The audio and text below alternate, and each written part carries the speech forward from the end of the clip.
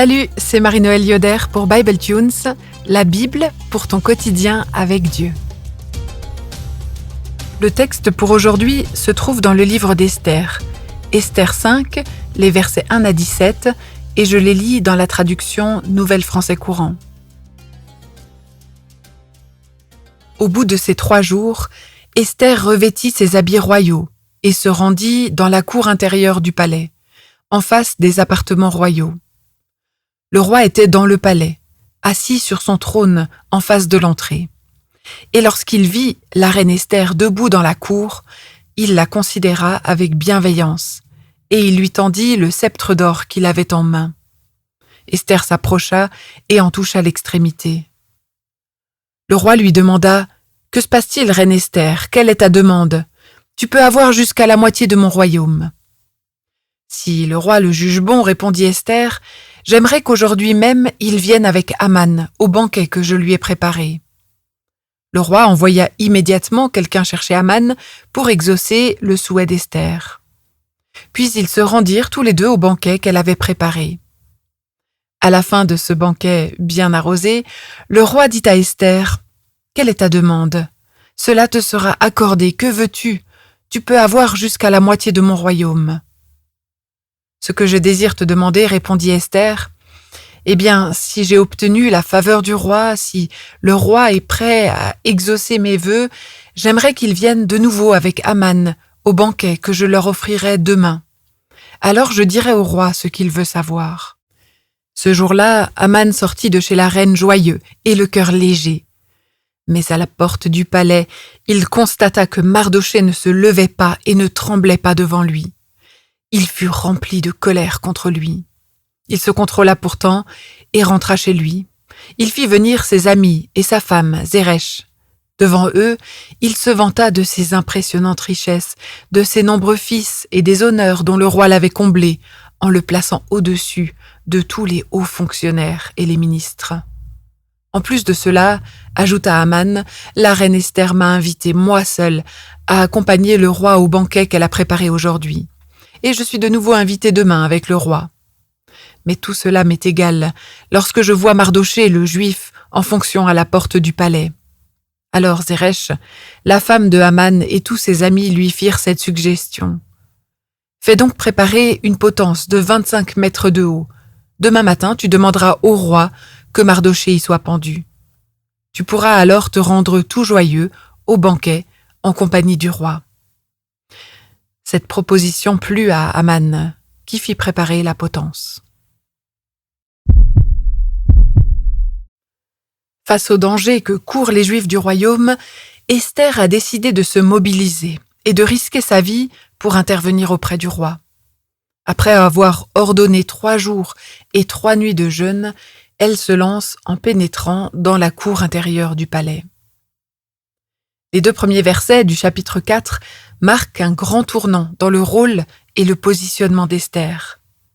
Au verset 1, celle qui était tout simplement Esther, la petite orpheline, se drape de royauté, littéralement, et elle entre dans l'immense cour intérieure du palais pour rencontrer le roi Xerxès.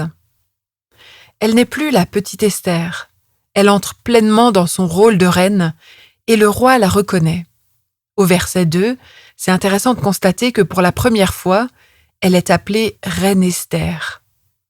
Esther est devenue une reine face au roi, une manière de dire qu'elle entre ce palais pleinement comme un vis-à-vis. Si l'habit ne fait pas le moine, le fait de se draper de royauté a opéré un changement dans l'attitude et dans la posture d'Esther.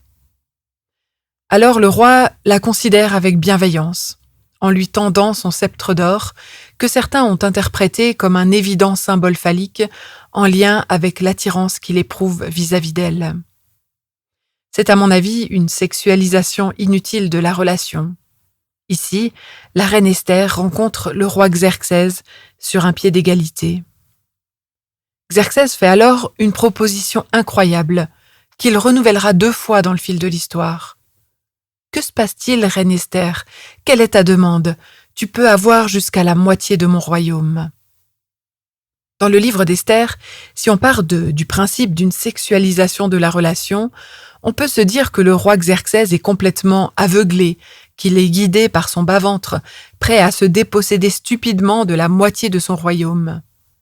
Mais si on opte pour une relation plus égalitaire, on peut imaginer que le roi la considère là pleinement comme un alter ego, et que le partage de son royaume est alors une conséquence logique. Mais Esther ne veut rien de tout ça. Elle ne veut pas la moitié du royaume. À ce moment-là, on aurait pu s'attendre à ce qu'Esther déverse sa demande.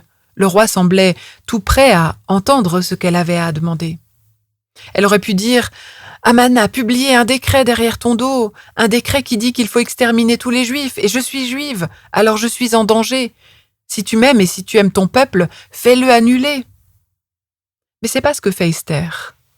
Là où on aurait attendu urgence et précipitation, Esther ralentit le tempo. La manière dont Esther gère le temps est décisive pour cette histoire. Déjà dès le début du chapitre, on apprend qu'Esther ne se présente au roi qu'après 3 jours de jeûne. 3 jours de jeûne qui symbolisent dans la Bible un temps d'épreuve et de rédemption possible. Et quand enfin elle se présente au roi, elle prend son temps. Quand bien même le roi l'accueille favorablement, qu'il est prêt à lui donner la moitié de son royaume, Esther résiste à demander la totale, à dire au roi ce qu'elle souhaite. Difficile de dire ce qui se serait passé si elle s'était lancée et qu'elle avait fait sa demande. Dans son commentaire, Morley souligne cette grande différence entre les personnages de l'histoire. Xerxès et Haman se précipitent, ils veulent tout de suite. Ils sont dans une hyperconsommation de luxe et d'alcool. Xerxès demande à ce que Vashti se pointe sur le champ, il décide rapidement sous le coup de la colère. Haman veut que Mardochée se prosterne tout de suite devant lui, et ses sentiments passent instantanément de la joie et d'un cœur léger à un cœur rempli de colère dans le même verset, au verset 9. Mardochée érige une potence sur le champ et il veut pendre Mardochée dès le lendemain. Xerxès et Haman se précipitent. Ils veulent tout de suite. Mais de l'autre côté, les Juifs, Esther et Mardochée, ont développé une véritable culture de l'attente, de la patience, du moment favorable. Ils ne se précipitent pas.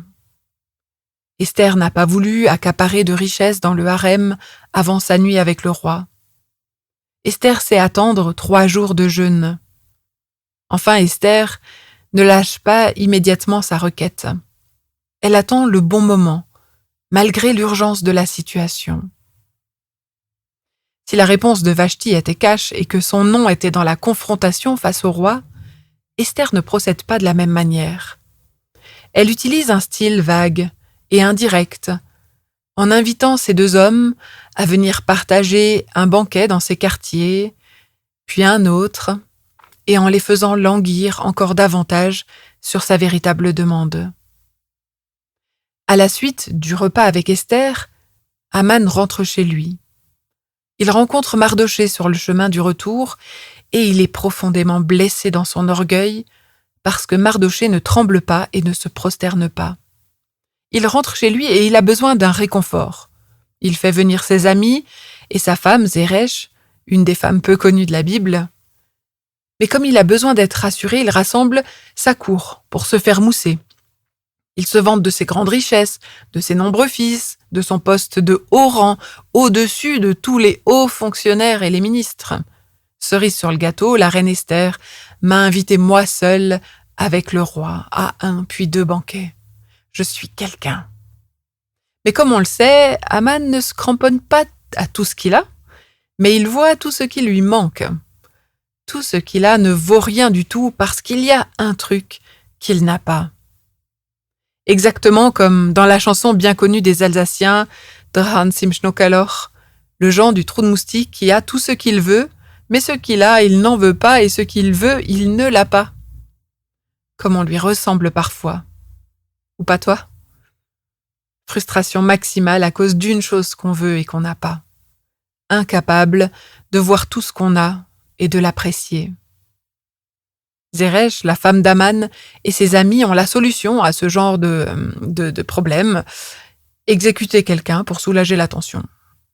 et sur une potence de 25 mètres, pour être sûr que tout le monde puisse assister au spectacle de la pendaison de Mardochée dès le lendemain matin, précipitation oblige. Sacré chapitre. La précipitation et le manque de centralité d'Aman contrastent avec la façon posée, prudente et centrée avec laquelle Esther procède. Et toi, t'es plutôt du genre Aman ou plutôt du genre Esther? Précipité brouillon à la limite de l'absurde ou calculé, patient et réfléchi? Si la société occidentale pousse au tout de suite à la précipitation, la foi, je crois, encourage à attendre, à discerner, à jeûner, à prier, à attendre le kairos, le moment opportun pour agir, le moment préparé par Dieu. Alors c'est la question avec laquelle je te laisse. Est-ce que ta foi t'éduque à la retenue, à la sérénité, au contentement et à la patience, dans un monde qui court à sa perte? Et je lis encore Proverbe 14, verset 29. Celui ou celle qui est lent à la colère a une grande intelligence, mais celui qui est prompt à s'emporter proclame sa folie. Merci de m'avoir écouté sur Bible Tunes et au plaisir de poursuivre ce parcours avec toi dans un autre épisode.